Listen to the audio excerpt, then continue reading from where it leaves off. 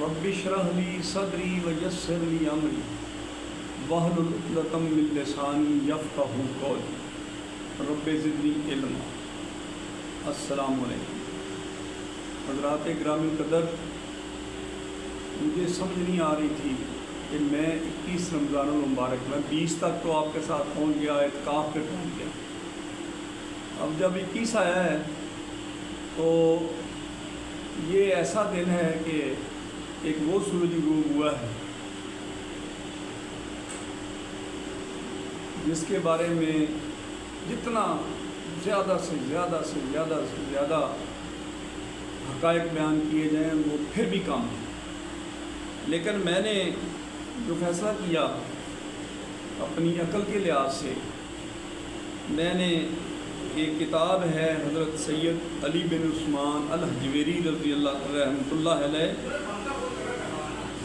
उनकी किताब है कश्फ़ुल मजूब, और उसमें हज़रत दाता गंज बख्श साहब ने जो हज़रत अली बिन अबी तालिब करमुल्लाह वजहुल करीम के बारे में फ़रमाया है वो हूबहू मैं आपको पढ़ के सुना दूँगा।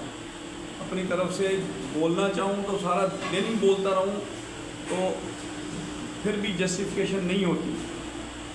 इतने ज़्यादा आपकी फजीलत है, इतना ज़्यादा आपके ऊपर करम है अल्लाह ताला का।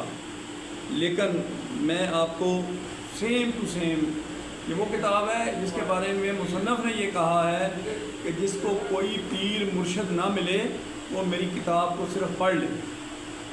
तो मैं वो रेफरेंस आज आपके सामने पेश करूँगा। उसमें से हज़रत अली अमीरुल मोमिनीन हज़रत अली बिन अबी तालिब करमुल्लाह वजहुल करीम के बारे में जो आपने फरमाया वो मैं आपको बताता हूँ। बरादर मुस्तफ़ा गरीक़े बहरो बला हरीसे नारो मुक़्तदाए जुमला औलिया असफ़िया हज़रत अबुल हसन अली बिन अबी तालिब करमुल्लाह वजहुल करीम का तरीक़त में मुकाम बेहद बुलंद और दर्जा नहायत अरफ़ा और आला है, और आपके अक़वाल हक़ाइक़ व मुआरफ़ की जान है। यहाँ तक हज़रत जुनैद बगदादी रहमतुल्लाह अलैह फरमाते हैं असूल तरीक़त और बला की बर्दाश्त में हज़रत अली अल-मुर्तज़ा हमारे इमाम हैं। ये कौन फरमा रहे हैं? हज़रत जुनैद बगदादी रहमतुल्लाह अलैह। इसकी वजह यह है कि इल्म तरीक़त को अहले तरीक़त इल्म असूल कहते हैं, और तरीक़त क्या है? मुजाहिदात और मुसाइब बर्दाश्त करने का नाम है। रवायत है कि एक शख्स ने आप रज़ियल्लाहु ताला अन्हु की खिदमत में पेश होकर अर्ज़ किया कि मुझे कोई वसीयत फरमा दीजिए। आपने फरमाया अपने अहलो अयाल का ज़्यादा फ़िक्र ना किया करो, क्योंकि अगर आपके अहलो अयाल अहले अल्लाह हैं तो हक़ ताला अपने औलिया को बर्बाद नहीं करता। ये देखें, ये हैं वो फार्मूले। आपने फरमाया कि अपने अहलो अयाल का बिल्कुल ना फ़िक्र किया करो, क्योंकि अगर वो अहले अल्लाह हैं तो उनको ना कोई फ़िक्र है, ना कोई फाका है, ना उनके लिए कोई परेशानी है। यानी खुदा, अच्छा, अब अगर इसके मुखालफ है, अगर वो अहले अल्लाह नहीं हैं फिर वो अदाए अल्लाह यानी वो अल्लाह के मुखालफीन में यानी खुदा के मुखालफ हुए, तो खुदा के दुश्मनों का गम खाने की ज़रूरत नहीं। यानी जब खुदा के दुश्मन है तो उसका तुम्हें गम खाने की फिर क्या ज़रूरत है। लेकिन अगर वो अल्लाह के अहले अल्लाह हैं तो फिर फ़िक्र करने की लोड़ ही नहीं है। ये देखें कितना ज़बरदस्त हमारी ज़िंदगी को आसान करने के लिए हज़रत अली रज़ियल्लाहु ताला अन्हु ने फार्मूला हमें बता दिया। अब हम शहादत अली के बारे में बात करेंगे, लेकिन यहाँ पे जो हमारी ज़िंदगी को चेंज करने वाले फार्मूले हैं, ये देखें, मैं नहीं कह रहा हूँ, ये कश्फ़ुल मजूब है जो हज़रत दाता गंज बख्श साहब ने लिखी हुई है, ठीक है। तो वो ये कह रहे हैं, हम नहीं कह रहे। इस कौल का मतलब गैर अल्लाह से दिल का कता करना है। کیونکہ حق تعالیٰ اپنے بندوں کو جس طرح چاہتا ہے رکھتا ہے، جیسے حضرت موسیٰ علیہ السلام اپنی اہلیہ یعنی حضرت شعیب علیہ السلام کی بیٹی کو مشکل حالات میں خدا کے سپرد کر کے چلے گئے، اور جس طرح حضرت ابراہیم علیہ السلام بی بی ہاجرہ اور حضرت اسماعیل علیہ السلام کو بیابان میں لے کے گئے اور خدا کے سپرد کر دیا، اور ان کے متعلق فکر کو روانہ رکھا، فکر بالکل نہیں کیا، اور حق تعالیٰ کے سوا کسی کے ساتھ دل نہ لگایا، حتیٰ کہ ان حضرات کو عین نامرادی میں دو جہان کی مراد مل گئی، یعنی حق تعالیٰ کی رضا کے ساتھ راضی رہے۔ حضرت علی رضی اللہ تعالیٰ عنہ کا یہ قول بھی اس حقیقت پر مبنی ہے۔ کسی نے آپ سے پوچھا کہ پاکیزہ ترین کسب کیا ہے؟ سب سے پاکیزہ ترین کسب کام کیا ہے؟ آپ نے فرمایا حق تعالیٰ کے ساتھ دل کا غنی ہونا سب سے پیارا کسب کیا ہے؟ حق تعالیٰ کے ساتھ دل کا غنی ہونا۔ جو دل حق تعالیٰ کے ساتھ غنی ہے، مال و دولت کا نہ ہونا اسے مفلس نہیں کر سکتا، اور نہ ہی مال و دولت کے ہونے سے اس کو خوشی حاصل ہوتی ہے۔ یہ دیکھیں بڑا اچھا فارمولہ ہے۔ بہت لوگ جو یہ کہتے ہیں یار میرے پاس یہ نہیں ہے، میرے پاس وہ نہیں ہے، میں بڑا تنگ ہوں، میں خوش نہیں ہوں، تو اس کی نفی ہو رہی ہے۔ اگر آپ اللہ تعالیٰ کے ساتھ آپ کا دل غنی ہو جاتا ہے تو آپ کو نہ تو کوئی خوشی ایسی ہو سکتی ہے جو مال دولت سے ہو، اور نہ آپ کو مال دولت کے جانے کا کوئی غم ہو سکتا ہے۔ یہ حضرت علی رضی اللہ تعالیٰ عنہ نے ہمیں فارمولہ بتایا، اور اس قول کی حقیقت مضمون فکر و سفود سے تعلق رکھتی ہے۔ فقر و سفود، فقر آپ کو پتہ ہی ہے فقر کیا چیز ہے، اور صوفیزم سفود سے تعلق رکھتی ہے، جس کا ذکر پہلے ہو چکا ہے۔ بس اہل طریقت کے لیے لازمی ہے کہ حضرت علی رضی اللہ تعالیٰ عنہ کے اقوال مبارک پر عمل کریں جو حقائق اور معارف سے لبریز ہیں۔ آپ کے اقوال شمار سے باہر ہیں، ان کا شمار ہی نہیں کیا جا سکتا، جن کی اس مختصر کتاب میں گنجائش نہیں۔ یہ حضرت داتا گنج بخش صاحب فرما رہے ہیں کہ اس کتاب، اتنی بڑی کتاب یہ دیکھیں لکھی ہے، وہ کہتے ہیں کہ اس پوری کتاب کو اگر میں ایک حضرت علی رضی اللہ تعالیٰ عنہ پہ لکھنا چاہوں تو اس میں گنجائش نہیں بنتی۔ تو جو 2-3 فارمولے بیان کر دیے ہیں داتا صاحب نے، آپ ان کے اوپر اگر عمل کرتے ہیں تو آپ کی زندگی بالکل اس موقع پہ جب آپ کو 21 رمضان المبارک مل گئی ہے، ٹھیک ہے، آج سے ہم شب القدر اس کی تلاش میں بھی سرگرداں ہو جائیں گے۔ ہم پوری رات اللہ تعالیٰ سے اس کی تلاش کی دعا مانگیں گے تو انشاءاللہ تعالیٰ ہمیں کامیابی ملے گی، ٹھیک ہے۔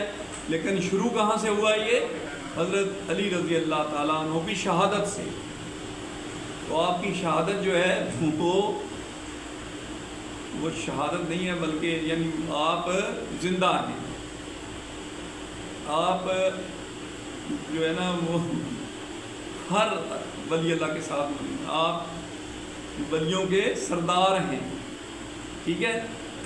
تو آپ ہر ولی اللہ کے ساتھ آپ ولی اللہ بننے کی کوشش کریں۔ فارمولہ تو حضرت داتا صاحب نے بتا دیا ہے کہ آپ اللہ کے ساتھ جڑ جائیں، ٹھیک ہے، تو حضرت علی رضی اللہ تعالیٰ عنہ کا قدم آپ کے اوپر آ جائے، تو جب وہ آ جائے گا تو پھر آپ کو کسی قسم کا خوف اور خطرہ نہیں ہوگا۔